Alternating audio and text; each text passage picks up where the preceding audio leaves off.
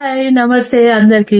Thank you very much నాన్న. ప్రతి ఒక్కరికి విషయం చెప్పిన వాళ్ళందరికీ, ముఖ్యంగా నా ఐడిలో ఉన్న ఆడపిల్లలకు మగపిల్లలకు భార్యాభర్తలు అందరికీ చెప్తున్నా నాన్న, సోషల్ మీడియా మొత్తం చెడిపోయింది.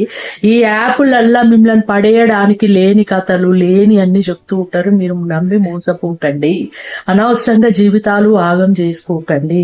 ఎప్పుడే కానీ మీకు లైఫ్ లాంగ్ లో మీకు నిలబడేది మీ సంసార జీవితమే, మీ భార్యాభర్తల జీవితమే. ఈ మధ్యలో వచ్చే ఈ వాళ్ళైనా ఆడవాళ్ళైనా మీరు ఇన్లీగల్ కాంటాక్ట్స్ పెట్టుకునేది పాసింగ్ క్లోడ్సే. వీటి వల్ల లేని అనర్థాలు లేని ఆవేశాలు ఇవన్నీ జరుగుతూ ఉన్నాయి. అందరు కాదు, ఇక అందరూ అలా ఉండేది ఉంటే ఈ సంసారాలే ఉండవు, అసలు సమాజమే ఉండదు. వందల ఏదో 10-20 మంది తప్పుడు పనులు చేస్తారు, కొందరు అనుభవిస్తున్నారు కూడా. జైలుకు పోవడం ఇవన్నీ వద్దునానా, ఆవేశం ఎవరికి మంచిది కదా. అసలు ఈ ఇన్లీగల్ కాంటాక్ట్స్ అనేది అసలు యాప్లలో పరిచయాలు మానేసేయండి. నన్ను అడిగితే అసలు ఆన్లైన్ పరిచయాలే మానేసేయండి.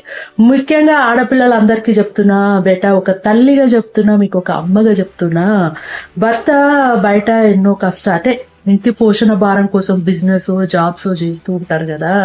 కొన్ని విషయాలలో సక్సెస్ అవుతారు, కొన్ని కావు. వాళ్ళు అప్పుల వల్లనో డిప్రెషన్ వల్లనో ఇలాంటిగా వాళ్ళు ఏంటంటే వెళ్ళక బిజినెస్లే కానీ సరే జాబ్ పోయి టైర్డ్ అయ్యి రావడము.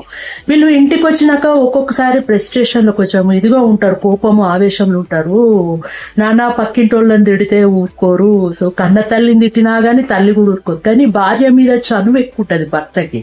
భర్తకైనా భార్య మీద చనువు ఉంటుంది, భార్యకైనా భర్త మీద చనువు ఉంటది. భర్త వచ్చి మీ మీద ఏదైనా ఆవేశంగా కోప్పడ్డాడు అనుకో, జర్ర ఓపిక బట్టి సహనం వహించండి నాన్న.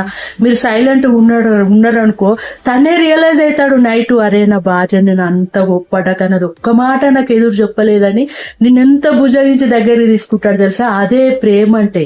కానీ ఆయన అన్నాడని నువ్వు అన్నావని ఆయన మీరిద్దరు ఇట్లా ఒకరికొకరు పెట్టుకున్నారంటే సంసారం పోయి బజార్లో పడుతుంది.